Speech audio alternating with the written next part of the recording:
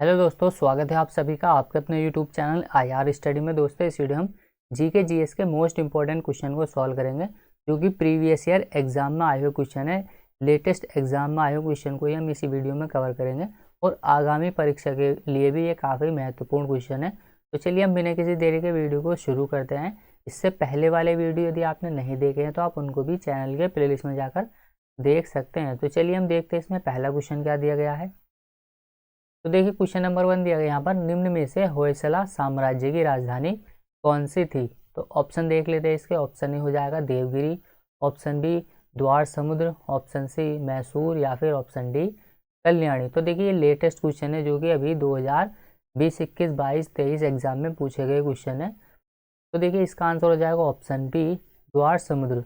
होयसला साम्राज्य की जो राजधानी थी वो द्वार समुद्र थी। इसके बारे में थोड़े से हम फैक्ट देख लेते हैं। होयसला देखिए, ये यादवों के वंशज थे तथा ये चोल या पश्चिमी चालुक्यों के यहाँ पर सामंत थे। होयसला वंश की अगर हम बात करें तो इसकी जो स्थापना की गई थी वो विष्णुवर्धन के द्वारा की गई थी। तो देखिए, स्थापना से रिलेटेड भी क्वेश्चन एग्जाम में बन जाता है। तो यहाँ पर इसकी जो यानी कि इसके जो संस्थापक है होयसला वंश के, होयसल वंश के, तो वह है विष्णुवर्धन। और ये कर्नाटका के एक छोटे से भाग में ही अपना शासन करते थे। तो देखिए, ये कहने को तो एक क्वेश्चन है, लेकिन हमने यहाँ पर 4 से 5 क्वेश्चन के फैक्ट को कवर कर लिया है। तो देखिए, कम समय में ही हम ज़्यादा तैयारी करेंगे। यानी ऐसा नहीं है कि कहने को तो यहाँ पर देखिए हम 10 क्वेश्चन करेंगे, लेकिन 10 क्वेश्चन में ही आपको 50 से ज़्यादा क्वेश्चन ही कवर किए जाएंगे और छोटे ही कम समय में ही हम ज़्यादा क्वेश्चन को कवर करेंगे। तो देखिए, दूसरा क्वेश्चन देखते हैं हम। क्वेश्चन नंबर 2, इनमें से किस राज्य का क्षेत्रफल न्यूनतम है। सभी क्वेश्चन एग्जाम में आए हुए हैं, अलग से कोई भी क्वेश्चन नहीं लिया गया है।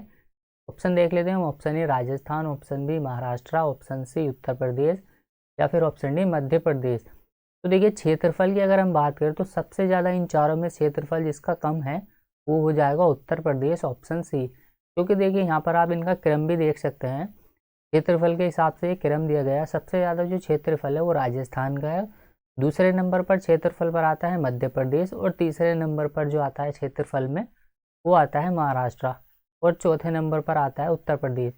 पॉपुलेशन की अगर हम बात की जाए तो देखिए, पॉपुलेशन में उत्तर प्रदेश पहले स्थान पर है, लेकिन क्षेत्रफल में देखिए उत्तर प्रदेश आ जाएगा चौथे स्थान पर। सबसे ज़्यादा जो भारत में किसी राज्य का क्षेत्रफल है तो वो हो जाएगा राजस्थान का। अगला क्वेश्चन है क्वेश्चन नंबर 3, भारत छोड़ो आंदोलन का आरंभ अखिल भारतीय कांग्रेस समिति के किस अधिवेशन में किया गया था। ऑप्शन ए हो जाएगा Kolkata, option B Lahore, option C Surat या फिर ऑप्शन डी बॉम्बे। तो देखिए, इस क्वेश्चन का राइट आंसर हो जाएगा ऑप्शन डी। जो भारत छोड़ो आंदोलन का आरंभ किया गया था वो अखिल भारतीय कांग्रेस के बॉम्बे अधिवेशन में किया गया था। और इसकी जो शुरुआत की गई थी, तो देखिए, भारत छोड़ो आंदोलन की शुरुआत जो की गई थी वो गांधी जी के आह्वान पर पूरे भारत में, संपूर्ण भारत में एक साथ 2 अगस्त 1942 को की गई थी। तो इसका आंसर हो जाएगा ऑप्शन डी बॉम्बे। अगला क्वेश्चन है क्वेश्चन नंबर 4, दो धातुओं का शोल्डरन किसके गुण के कारण संभव है, यानी कि किस गुण के कारण यह संभव है। तो देखिए, ये हो जाएगा ऑप्शन ए प्रासरण, ऑप्शन बी हो जाएगा श्यानता, ऑप्शन सी असंजक बल या फिर ऑप्शन डी ससंजक। तो सोल्टर्न की अगर हम बात करें तो देखिए, इसका आंसर हो जाएगा ऑप्शन सी ससंजक। क्योंकि देखिए, दो धातु कोई भी अलग अलग है तो दोनों धातुओं के बीच में जो आपस में जुड़ने पर जो बल लगता है उसको हम ससंजक बल बोलते हैं, क्योंकि दोनों अलग अलग धातुओं के बीच में लगता है या अलग अलग दो चीज़ों के बीच में लगता है।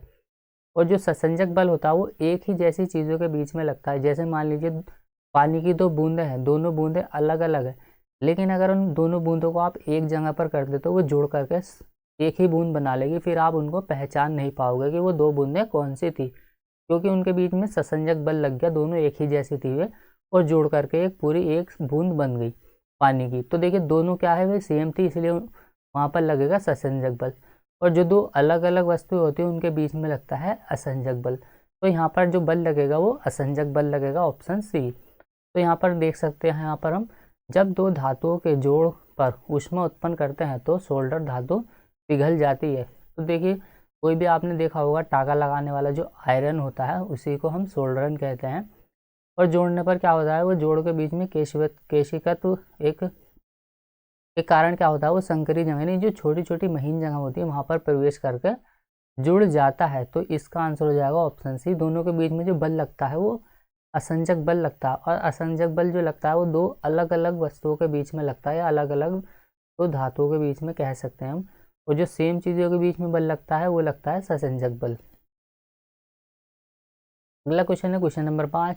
इनमें से कौन से भारतीय प्रधानमंत्री ने संसद का सामना नहीं किया है? संसद का सामना देखिए किसने नहीं किया। ऑप्शन ए हो जाएगा Chandrashekhar, option B Morarji Desai, option C Chaudhary Charan Singh, या फिर ऑप्शन डी वीपी सिंह। तो इस क्वेश्चन का राइट आंसर हो जाएगा ऑप्शन सी। भारतीय प्रधानमंत्री चौधरी चरण सिंह जी ने संसद का सामना नहीं किया था।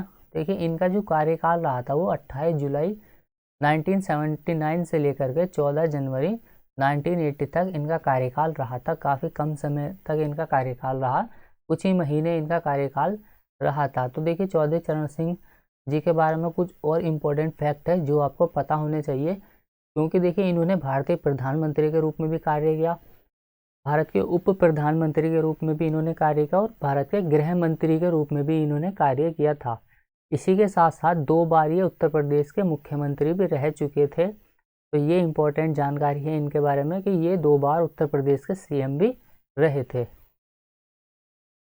अगला क्वेश्चन है क्वेश्चन नंबर 6। हेली धूमकेतु अब कब दिखाई देगा? तो ये भी देखिए अभी लेटेस्ट एग्जाम में आया हुआ ही क्वेश्चन है।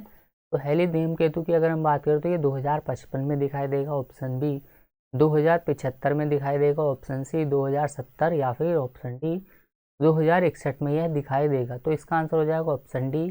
यह अब 2061 में दिखाई देगा। 2061 में ही यह क्यों दिखाई देगा? क्योंकि देखिए हेली धूमकेतु क्या होता है, ये हर 73 वर्ष के बाद में एक बार दिखाई देता है। पृथ्वी से देखिए इसको नग्न आंखों से भी देखा जा सकता है, क्योंकि ये हर 73 वर्ष में सिर्फ एक ही बार दिखाई देता है। और पिछली बार जो ये दिखाई दिया था वो वर्ष 1986 में दिखाई दिया था। तो अगली बार जो अब ये दिखाई देगा वो 2061 में दिखाई देगा। तो ये ज्योग्राफी का सवाल था।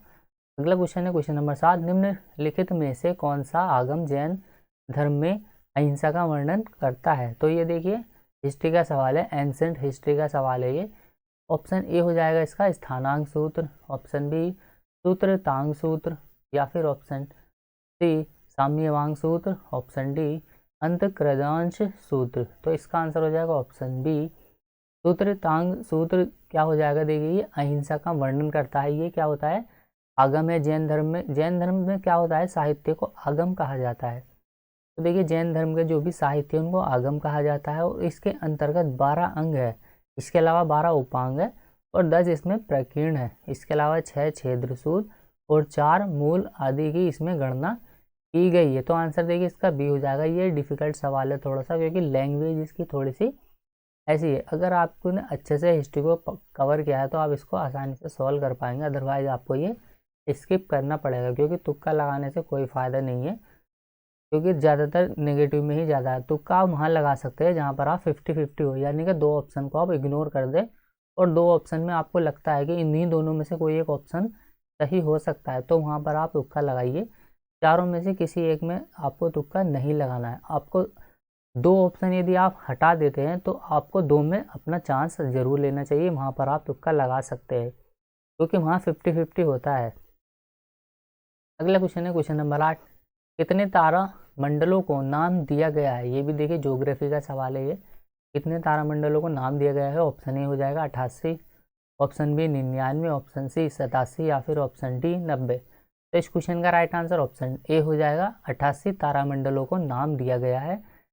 तो देखिए आकाश में दिखाई देने वाले तारों के ऐसे समूह जो हमें एक सीधी रेखा में दिखाई देते हैं, यानी कि सीधे तल में दिखाई देते हैं, उन्हीं को तारामंडल कहा जाता है। और देखिए ये 88 है जिनको नाम दिया गया है। तो हमारे सौर मंडल में कुल 88 तारामंडल है। इन सभी में से जो सबसे बड़ा तारामंडल है वो हाइड्रा है। तो ये इंपॉर्टेंट फैक्ट हो जाएगा कि सबसे बड़ा जो तारामंडल है वो कौन सा है, वो हाइड्रा है। तो देखिए सेकंड लास्ट क्वेश्चन है। 1925 ईस्वी में केंद्रीय विधानसभा का प्रथम निर्वाचित अध्यक्ष निम्नलिखित में से कौन है? ऑप्शन ए विट्ठल भाई पटेल है, option B Subhash Chandra Bose, option C Motilal Nehru, या फिर ऑप्शन डी भगत सिंह। तो इस क्वेश्चन का राइट आंसर ऑप्शन ए हो जाएगा।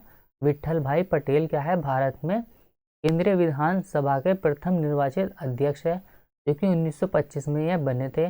और यह भारतीय राजनीतिक नेता थे। स्वराज पार्टी के ये संस्थापक भी रहे, सह संस्थापक ये रह चुके हैं। इसके अलावा देखिए भारत के लौह पुरुष यानी जो महान हस्ती है सरदार वल्लभ भाई पटेल, उनके ये बड़े भाई थे विट्ठल भाई पटेल। लास्ट क्वेश्चन है देखिए पौधों का कौन सा भाग भोजन संश्लेषित करता है। तो देखिए आसानी क्वेश्चन है ये तो। ऑप्शन ए तना, option B full, option C जड़ें या फिर ऑप्शन डी पत्तियां। तो देखिए प्रकाश संश्लेषण जो होता है वो पत्तियों में होता है, तो पत्तियों में क्या होता है भोजन का संश्लेषण होता है। इसका आंसर हो जाएगा ऑप्शन डी। सूर्य की किरणों के द्वारा देखिए यानी कि सूर्य से जो प्रकाश आता है वहीं से ये प्रकाश संश्लेषण करके पौधे अपना भोजन बनाते हैं। तो देखिए पौधों में भोजन पत्तियों द्वारा प्रकाश संश्लेषण की मदद से बनता है। और पौधों के जो अन्य भागों में भोजन को पहुंचाया जाता है वो, तो देखिए वो टिश्यू के द्वारा पहुंचाया जाता है यानी ऊतक के द्वारा, जिसका नाम है फ्लोएम। फ्लोएम क्या करता है भोजन को पौधों के अन्य भागों तक पहुंचाता है। और जो जाइलम होता है वो पानी का ट्रांसफर करता है, यानी जड़ों से पानी को पौधे के सभी भागों में पहुंचाता है। तो देखिए फ्लोएम और जाइलम ये दोनों ही पादप के क्या है जटिल ऊतक है। तो देखिए ये 10 क्वेश्चन जो कि हमने कवर किए। देखिए ये है तो 10 ही क्वेश्चन, लेकिन 10 के अलावा यहाँ पर हमने लगभग 40 क्वेश्चन 50 क्वेश्चन कवर कर लिया। अगर हम एक एक फैक्ट की बात करें तो हर एक फैक्ट से क्वेश्चन बन सकता है, लेकिन हमने उनको सभी को एक साथ कवर किया है। तो चलिए मिलते हैं अगली वीडियो में, तब तक के लिए बाय, जय हिंद। और इसके पहले वाले वीडियो आप ज़रूर देखिएगा। इसके अलावा मैथ प्रैक्टिस के क्वेश्चन भी हम डालते हैं तो आप उनको भी देख सकते हैं।